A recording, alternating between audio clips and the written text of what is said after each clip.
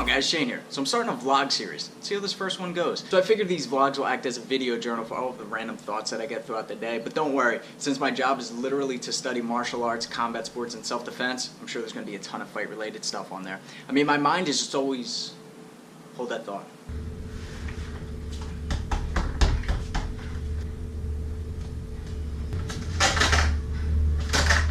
Here you go. Just rig this noodle up to a double end bag real quick. Give it a punching arm, work a little bit more defense, see how it works.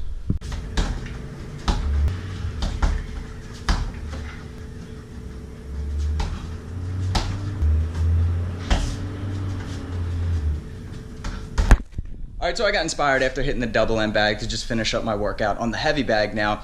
You notice my striking style is very Dutch style kickboxing. That's because of my background in boxing, Muay Thai. And then I also mix in my Taekwondo. I started Taekwondo when I was 9 years old. Then from there I went on to train my Muay Thai when I was 15. Did a couple amateur fights. Then I had a pro fight in Thailand when I was 19. I hurt my foot in that fight, so then that's when I started training my boxing.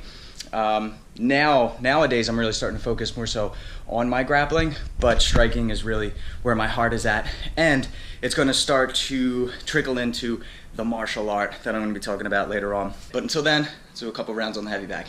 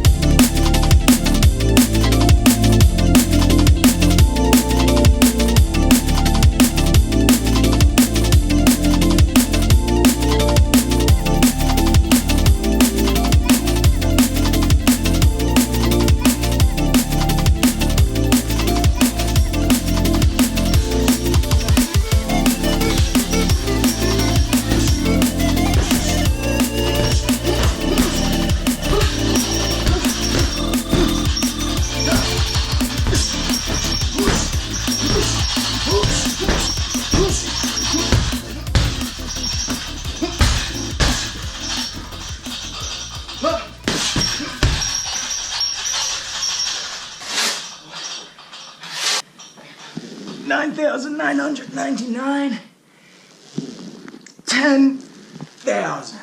Alright, so just a light one.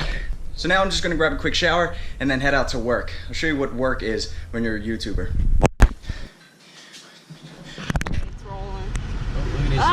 Oh, look at this idiot. What are you gonna do? So we're heading to Millennia Gym. Got a bunch of fighters there, world-class fighters, Georgi Karakanyan, Syed Awad. And today we're meeting up with Lorenz Larkin, former UFC fighter, now Bellator fighter, and he's going to teach us 3 of the signature moves and see how it goes. I like that. Oh yeah. Well, it's almost like a medium or a short-ranged push kick. Because everyone they say oblique kick, but I don't. You normally like throwing it. Do you set it up with hands or is it on its own? So with that, it's either or. Yeah. Because it's not. Oh, do you go low with it? Yeah. I don't bring it up high. Yeah, I only go low. Okay. I like to go for calf kicks too, so then I start throwing just boom. Oh, I like that. Okay. And then guys will check, and it doesn't matter because if it catches any part of your meat, you know, it's just with your heel, so.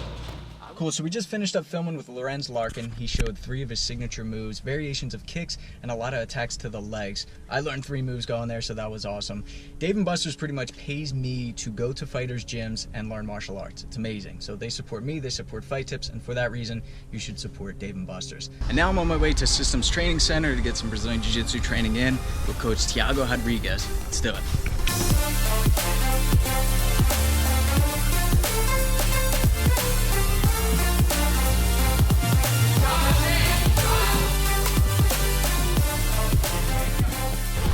What did I do wrong? Two things as a white belt. The most important is don't cross your feet on the armbar. Even get to succeed, don't cross your feet. Why? Why? Why? Because you're gonna lose the pressure, guys. Okay? Don't cross your feet on the armbar. Always pressure on the head. So like I was saying, my hobbies are training and studying martial arts. My job, my career is training and studying martial arts. And then sometimes in my free time, I like to relax and study and train martial arts. So it was a few months back, I was having a couple of beers with a buddy of mine, and the conversation comes up where he goes, Shane, you really think you could beat Brock Lesnar in a fight? And I'm like, What do you mean? Like in a 5-minute round in the octagon with a ref and rules? No, I'm not going to square up with Brock Lesnar and win that fight. The guy's almost double my size. If I square up with him, no matter how skilled I am, he's going to be able to overpower me. He's going to be able to take me down and beat me with those stupid hammer fist punches that he throws. Because let's be honest, size does matter. That's why there's weight divisions. Think about it like this. This may help wrap your mind around it. If I were to clone myself, except my clone was a foot taller than I am and 250 pounds of pure muscle, who's going to win that fight, me or my clone? Not me. He's got the weight advantage, he's got the reach advantage, he's got the strength. It's going to be harder to take him down. There's no way that the smaller man is going to beat that person. But I said to my friend, if we're talking about a street fight, I don't think there's anyone on this planet Earth that can beat me. I'm not saying that I would win every street fight, but I definitely wouldn't lose. That's the mentality you have to have going into it, right? Let's say you're walking down the street, you bump shoulders with a dude, and you turn around and you realize, oh wow, this guy's got a good foot on me, a good 75 pounds of pure muscle, and he just got into a really nice fight stance. The moment you start to doubt yourself, you're losing that fight. Think about Conor McGregor. You think that dude ever doubts himself? Not for a second. Okay, so let's answer the question. What's the difference between an organized MMA fight and a street fight? Well, rules for one, so that's the obvious one. You got groin shots, you got biting, you got pulling of the ears, sticking your thumb in someone's eye. Also, there's the element of surprise, right? There's no way you could ever sneak attack or cheap shot someone in an MMA fight. But even more than that, and this is where I'll start to talk about my concept for a new martial art. Now guys, before you go and dislike this video, I'm far too humble to actually call it a martial art. I'm too young, I'm still very much a student, and everything pretty much already exists out there, or it can be categorized under MMA. But think about this concept. All it is, it's very simple. I'm going to break it down for you like this. It's some real life Jackie Chan shit. It's mixing MMA and parkour. MMA is the fight, parkour is the flight. But you use obstacles and objects for impromptu weapons. So you're taking hand-to-hand martial arts that work for you, that you find effective, Muay Thai, boxing, wrestling, Brazilian Jiu-Jitsu, Krav Maga, and you're combining that with parkour and free running, but without the flips or tricks. It's just to be able to overcome obstacles and get from A to B. So I really started exploring this concept when I thought about the fight or flight responses. People always talk about the fight, right? When there's a threat in front of you, your body goes into one of two modes. You either fight that threat to defeat it, or you flee and you run. But I feel like everyone talks about the fight. All martial arts study the fight aspect, but no one really explores the flight. People always say in a street fight, if you can escape or if you can run, then do that. Well, there has to be a little bit more to that. What if you have to get past an obstacle? What if your back is to the wall? What if you can't just easily run and escape? Now, like I said, with the parkour aspect, you don't have to do aerials and backflips. It doesn't have to be anything flashy. It has to be effective. But the Showtime Pettis kick, where he runs off the cage, is very effective. So there are times where you're going to use flying knees off the wall, jumping off a tree to throw a kick.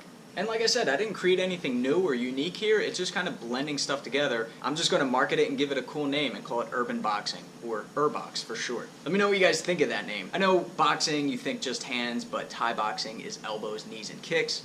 To me, boxing is all-encompassing combat, urban, because you're going to be using your surroundings. So URBOX is not a martial art. I clickbaited the title a little bit. It's a concept, it's a style, but it tends to favor the smaller guys. Take Sully, for instance, my dog. He's a husky, so he's not the biggest, he's not the strongest, he's not the toughest dog at the dog park, but he's quick and he's agile. And he knows to run behind the benches when dogs are chasing him, use that obstacle, cut an angle, and stop the other dogs from chasing him.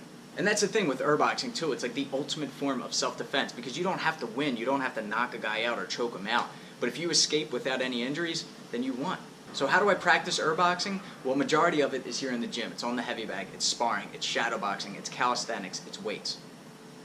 I also like doing a ton of cardio, so long, slow distance runs, but I also do 100-meter sprints. Let's say you're in an alleyway and a group of guys come up to you and you need to get out of there quick. Well, maybe the only exit is at the other end of the alley and you need to sprint as fast as you can. Because I'm not fighting 5, 10 dudes at the same time. I'm swallowing my pride and I'm going to find the nearest store, church, or house, and I'm going to run like my life depends on it, because it does, and I'm going to make sure I get there before my enemies do. Now this is where being a smaller guy plays to my advantage, because if there's a bunch of big dudes chasing me and I have to slide underneath of railings, jump over walls, and climb fences, as long as I practice beforehand, I should be quicker than the guys chasing me. And all the while I'm going to be using 2x4s and chairs and trash and dumpsters and trash cans and whatever is along the way to create obstacles or use as weapons. In addition to the fight training and the running, I also practice my parkour and mix it in with shadow boxing, and that's how we get URBOXing. This is for a vlog.